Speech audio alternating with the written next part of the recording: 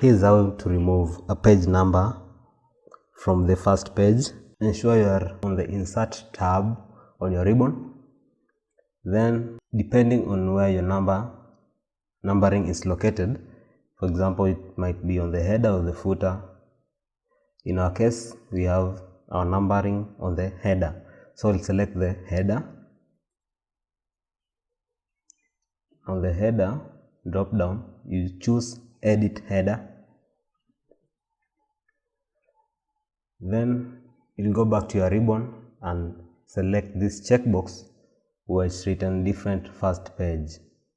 When you select that, your number will be removed from the first page.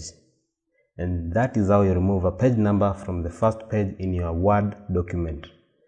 Now if we double click, our number is gone and the numbering will begin from the second page. On the next video, I'll show you how to start numbering from the second page. Stay tuned and I will see you in the next video.